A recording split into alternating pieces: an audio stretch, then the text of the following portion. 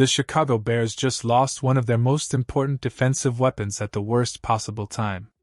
A playoff race is tightening, the margin for error is shrinking, and every roster move now carries weight. What happens next could define the Bears' entire season. The Chicago Bears received tough news that immediately changes the tone of the final stretch of the regular season. Cornerback Kyler Gordon has been placed on injured reserve, which officially rules him out for the final 4 games of the regular season. That decision alone raises a massive question. Is this the end of Gordon's season? Or could there still be a post-season return if the Bears get there?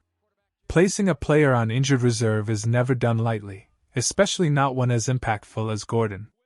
The move confirms what many feared after he suffered an injury during pre-game warm-ups last week. The Bears were hoping for clarity, and now they have it. Gordon will not be available down the stretch, and the defense must adjust without him. There is, technically, a small window open. League insiders have indicated that the Bears are not fully closing the door on a potential playoff return. But even with that possibility, expectations must be realistic.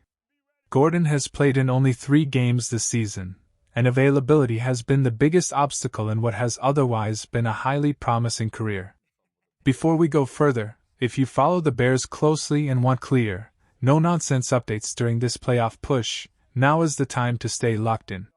This stretch of the season moves fast, and you don't want to miss how each decision impacts the bigger picture. Back to Gordon.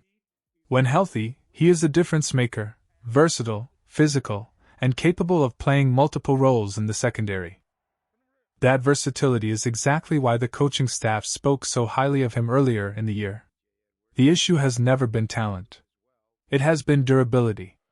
With Gordon heading to IR, the Bears must now shift their thinking beyond just 2025. His contract extension begins to matter in a much bigger way next season, and that makes this situation more complex. The focus now becomes creating a long-term plan that allows him to stay on the field consistently. Because when Gordon is healthy, he elevates the entire defense. For this season, though, expectations should be limited. If Gordon manages to return for the playoffs, even as a rotational player, that would be a bonus. Counting on it would be risky. The Bears must prepare as if they will finish the season without him. Alongside the Gordon news, the Bears made a couple of short-term roster moves ahead of their upcoming game. A running back and a linebacker were elevated from the practice squad to provide depth for game day. These are temporary elevations, not full roster additions, which is important. The active roster currently sits at 52 players, leaving 1 open spot. That open spot matters, and it may be a clue. A key defensive leader is eligible to return from injured reserve next week. If that return happens, it could significantly strengthen the middle of the defense just in time for a critical divisional matchup.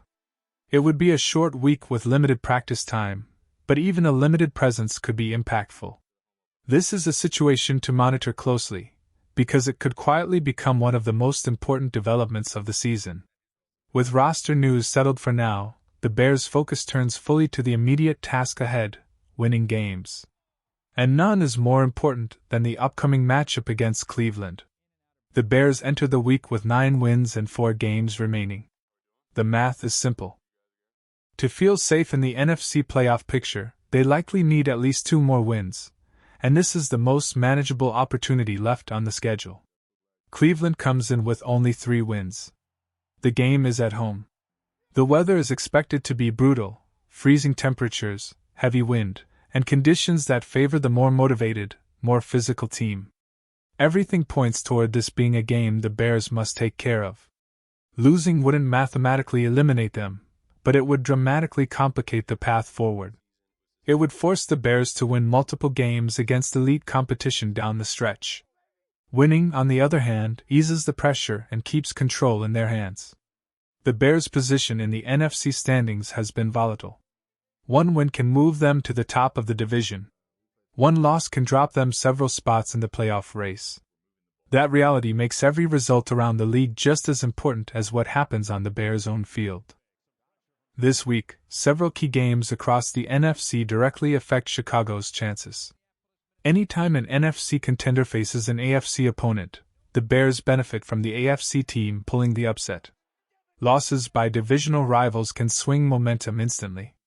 The Bears' goal right now shouldn't be chasing the top seed, it should be securing a playoff spot first.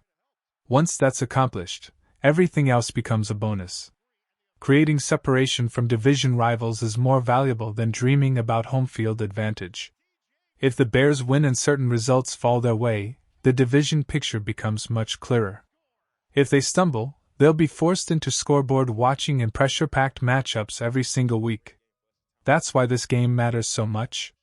Not because it's glamorous, but because it's necessary. So how do the Bears ensure they take care of business? It starts with faster starts. This has been a recurring theme. Too often, the offense has taken time to find rhythm. Against an inferior opponent, that cannot happen. Early points matter, not just on the scoreboard, but mentally. They set the tone, energize the crowd, and force the opponent to abandon their comfort zone. One of the best ways to do that is leaning on the running game. Establishing the run early serves multiple purposes. It controls the clock, limits defensive pressure, and keeps the opposing pass rush from taking over. In cold, windy conditions, it becomes even more important. Running successfully also makes life easier for the quarterback. Play action becomes more effective, passing lanes open up, and drives stay alive. Against a defense that has struggled recently against the run, this should be a point of emphasis. Defensively, the approach should be straightforward. Force the opposing quarterback to beat you. In difficult weather, that is easier said than done. Tight coverage, disciplined run defense, and winning on early downs will put the offense in uncomfortable situations. The elements are not something to fear, they are something to embrace. The Bears are playing for their season. The opponent is not. That difference in urgency often shows up when conditions are harsh. If the Bears can build an early lead, the game could snowball quickly. A demoralized opponent, a loud home crowd, and a defense feeding off momentum is how comfortable wins happen late in the season. And that's the final goal here, leave no doubt. This doesn't mean perfection. It means control. It means reaching the fourth quarter without panic, without scoreboard stress, and without needing last-minute heroics. A convincing win would send a strong message, not just to the locker room, but to the rest of the NFC. It would signal that even with injuries, this team understands what's at stake and knows how to respond. With Kyler Gordon sidelined, others will need to step up. With playoff pressure mounting, execution must sharpen. The margin for error is shrinking, but the opportunity remains wide open. The final weeks of the season will define how this year is remembered. And it all starts right now.